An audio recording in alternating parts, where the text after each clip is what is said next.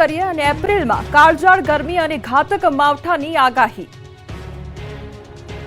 ગુજરાતમાં હવે ઉનાળાએ ધીમા પગલે ગતિ પકડી છે। માર્ચ માસ પૂરો થતા થતા ઉનાળાએ તેનો મિજાજ બતાવવાનું શરૂ કર્યું છે। માર્ચ મહિનામાં એક પછી એક વેસ્ટર્ન ડિસ્ટર્બન્સની સક્રિયતાના કારણે રાજ્યમાં બેવડી ઋતુનો અનુભવ થઈ રહ્યો છે। 3 દિવસ આકરી ગરમી પડવાની આગાહી હવામાન વિભાગે કરી છે। 45 ડિગ્રી સુધી ગરમીનો પારો પહોંચવાની આગાહી છે। ત્યારે હવામાન નિષ્ણાંત અંબાલાલ પટેલે પણ પ્રચંડ ગરમીની આગાહી કરી છે। 29 માર્ચથી એપ્રિલની શરૂઆત સુધીમાં મહત્તમ તાપમાન 39 ડિગ્રીથી 43 ડિગ્રી આસપાસ રહેવાની શક્યતાઓ છે। બીજી તરફ ખેડૂતો માટે આફતના સમાચાર છે। એપ્રિલ મહિનાની શરૂઆતમાં હવામાનમાં પલટો આવશે। 29 માર્ચથી એપ્રિલના શરૂઆત સુધીમાં ઉત્તર પૂર્વ ગુજરાત કચ્છના ભાગોમાં છાંટા પડવાની શક્યતાઓ રહેશે। મધ્યપ્રદેશના અને ગુજરાતના નજીકના ભાગો અને દક્ષિણ ગુજરાતમાં વાદળછાયું વાતાવરણ અને ક્યાંક છાંટા પડી શકે। 10 થી 14 મેમાં ભારે આંધી વંટોળ અરબ દેશો તરફથી આવશે અને કાચા છાપરાના પતરા ઉડી જાય તેવા પવનની ગતિ રહી શકે। 22 મે થી 4 જૂન વચ્ચે રાજ્યના કેટલાક ભાગોમાં વરસાદ થવાની શક્યતાઓ છે।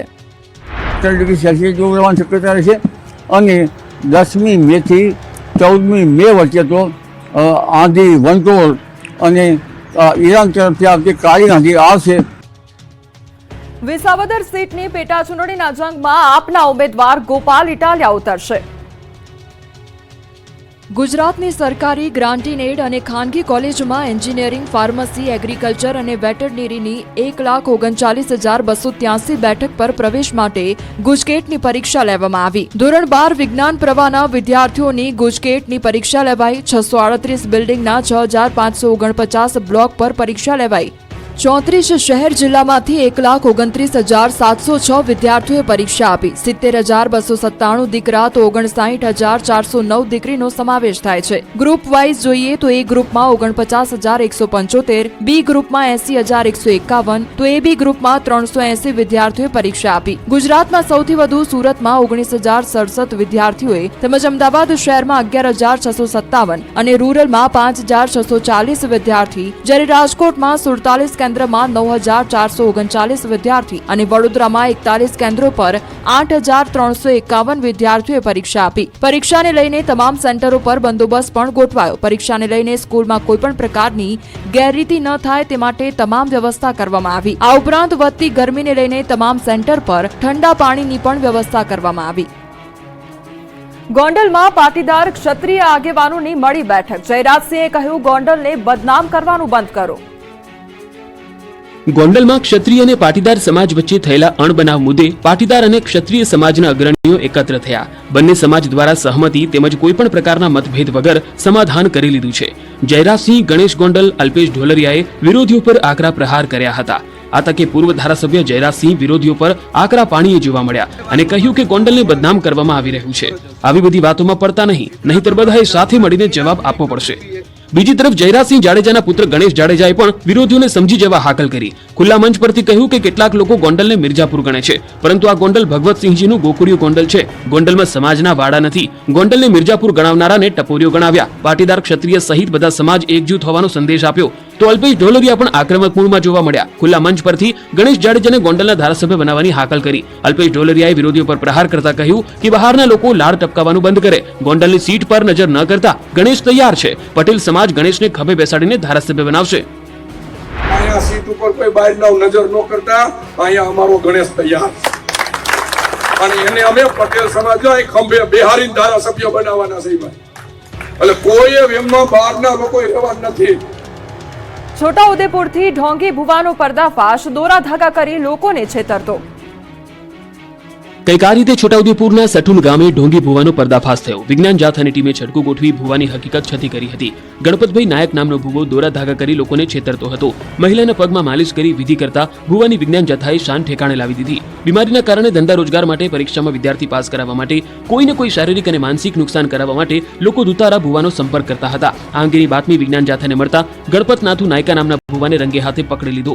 વિજ્ઞાન જાથાએ જ્યારે છાપો માર્યો ત્યારે એક મહિલાને તેના પગમાં તે માલિશ કરતો હતો।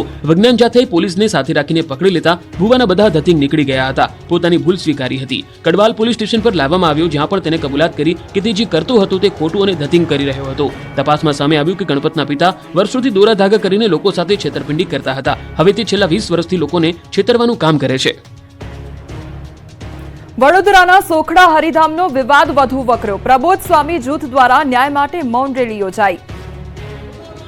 વડોદરાના સોખડા હરિધામનો વિવાદ વધુ વકરો છે. પ્રબોધ સ્વામી જૂથ દ્વારા ન્યાય માટે મૌન રેલી યોજાઈ હતી. સત્ય, ન્યાય અને આત્મીયતા માટે ગાંધી ચિંધ્યા માર્ગે મૌન રેલીનું આયોજન કરાયું હતું. મૌન રેલીમાં 10,000થી વધુ હરિભક્તો જોડાયા હતા. વડોદરાના સાંસદ હેમાંગ જોશી, ધારાસભ્યો, શહેર ભાજપ પ્રમુખ, ઇસ્કોન મંદિરના સંત પણ રેલીમાં જોડાયા. રેલીમાં ભાજપ નેતાઓ જોડાતા ચર્ચાએ જોર પકડ્યું છે. રેલી બાદ પ્રમોદ સ્વામી જૂથના મુખ્ય અગ્રણી ઉમેશ યાજ્ઞિકે ગંભીર આરોપ લગાવ્યા. કહ્યું કે મંદિરમાં આવતા ભક્તો સાથે ગેરવર્તન કરવામાં આવ્યું. સંતોને સત્સંગ કાર્ય કરવા માટે બહાર જવાની મનાઈ ફરમાવવામાં આવી. પરિસરમાં યુવકને મારવામાં આવ્યો. 3 વર્ષથી કોર્ટ દ્વારા ન્યાય મળે તેની રાહ જોઈ રહ્યા છે. નાના મોટા કેસો સાથે એક યુવકને મારતા સીસીટીવી સામે આવ્યા છતાં ન્યાય ન મળ્યો. 24 કલાકમાં 6 થી વધુ શહેરોમાં આગથી નાસભાગ. ગુજરાતમાં અમદાવાદથી લઈને સુરત સુધી, સુરેન્દ્રનગરથી કચ્છ સુધીના 6 થી વધુ શહેરોમાં આગ લાગતા નાસભાગ મચી ગઈ હતી. અમદાવાદના માણેક ચોકમાં પીએ સાબુવાલાની દુકાનમાં આગ લાગી હતી. વહેલી સવારે 4 વાગે ભીષણ આગ લાગતા આસપાસની દુકાનમાં પણ પ્રસરી ગઈ હતી. બંને દુકાનો ભડકે બળતા આસપાસના લોકો ઉઠી ગયા હતા અને તુરંત જ ફાયર વિભાગને જાણ કરી હતી. ફાયરની ટીમે પહોંચીને આગ પર કાબુ મેળવ્યો હતો. આગથી બંને દુકાનોમાં 15 લાખથી વધુ નુકસાન થયું હતું. ભીષણ આગના દ્રશ્યો છે સુરેન્દ્રનગરના. ધ્રાંગધ્રા રોડ પર આવેલી પેપર મિલમાં કોઈ કારણોસર આગ લાગી હતી. નવલગઢ ગામના પાટિયા પાસે આવેલ પેટશર્ન પેપર મિલમાં આગથી નાસભાગ મચી ગઈ હતી. પેપર પૂંઠાના કારણે આગે વિકરાળ સ્વરૂપ ધારણ કરતા લોકો દોડી આવ્યા હતા. તુરંત ફાયર વિભાગને જાણ કરતા પાણીનો મારો ચલાવ્યો હતો. આગ પર કાબુ મેળવવા ધ્રાંગધ્રાથી આર્મીની પણ મદદ લેવામાં આવી હતી. પરંતુ આગ કાબુમાં આવે તે પહેલા મિલમાં રહેલો તમામ સામાન બળીને ખાખ થઈ ગયો હતો. આ બાજુ કચ્છના કીડાણા નજીક કચરામાં આગ ભભૂકી હતી. ગાંધીધામની ભાગોળે આવેલા ખુલ્લા વિસ્તારમાં કચરાના ઢગલામાં કોઈ કારણોસર આગ ફાટી નીકળી હતી. આગ એટલી ભયાનક હતી કે દૂર દૂર સુધી ધુમાડાના ગોટે ગોટા દેખાયા હતા. પવનને કારણે આગે વિકરાળ સ્વરૂપ ધારણ કર્યું હતું. રોડથી દોડતી કાર બની આગનો ગોળો. ઘટના છે બોટાદ તાલુકાના જમરાળા ગામની. ભાવનગરથી બોટાદ તરફ કાર આવી રહી હતી ત્યારે કોઈ કારણોસર કારમાં ધુમાડા નીકળવા લાગતા કારમાં સવાર તમામ લોકો બહાર નીકળી ગયા હતા. જે બાદ આગ પ્રસરતા કાર માલિકની નજર સામે જ આખી કાર બળીને ખાખ થઈ ગઈ હતી. ધુમાડાના ગોટે ગોટા દૂર સુધી દેખાયા હતા. ઘટનાની જાણ થતાં બોટાદ ફાયર બ્રિગેડે ભારે જહેમત બાદ આગ પર કાબુ મેળવ્યો. તો બોટાદ જેવા દ્રશ્યો સામે આવ્યા નવસારીથી. ચીખલી તાલુકાના આલીપુર ગામ પાસે 2 ગાડીઓ સામસામે ટકરાતા અકસ્માત થયો. ગાડી ટકરાતા બંને ગાડીઓ આગ લાગી. ઘટનામાં બંને ગાડી બળીને ખાખ થઈ. ઘટનામાં એક વ્યક્તિને ઈજા પહોંચતા હોસ્પિટલ ખાતે ખસેડવામાં આવ્યો. એક પરિવારના સભ્યો આલીપોર જૈન દેરાસરમાં દર્શન કરવા જતા હતા. એ સમયે સામસામે ટક્કર થતા દુર્ઘટના બની. આગ બાદ બ્લાસ્ટથી સુરત કુડસદ જીઆઈડીસી ધ્રુજી ઉઠી. ડાઇંગ મિલમાં ઓઇલ ટેન્કમાં આગ લાગ્યા બાદ પ્રચંડ બ્લાસ્ટ થયો હતો. બ્લાસ્ટ થયા બાદ ટેન્કનું ઓઇલ આસપાસની કંપનીના રોડ પર પથરાયું હતું. આગને પગલે અફરાતફરી સર્જાઈ હતી. કામદારોએ પાણીનો મારો ચલાવી આગ પર કાબુ મેળવ્યો. આગ ઝપેટમાં ચીમની આવી જતા ચીમની પણ સળગી ઉઠી હતી. તો સુરતના જૂનપાટિયા સનાભેલ 4 રસ્તા પાસે ઊન ઇન્ડસ્ટ્રીયલ આવેલ અલી ટેક્સટાઇલમાં પણ આગ લાગી હતી. ફાયર વિભાગે ઘટનાસ્થળે પહોંચી આગ કાબુમાં મેળવી હતી. આગથી બચવા માટે ખાતામાં કામ કરતા 32 વર્ષના પંકજભાઈએ બીજા માળેથી છલાંગ લગાવી. માથાના ભાગે ગંભીર ઈજા તેમજ શરીરે પણ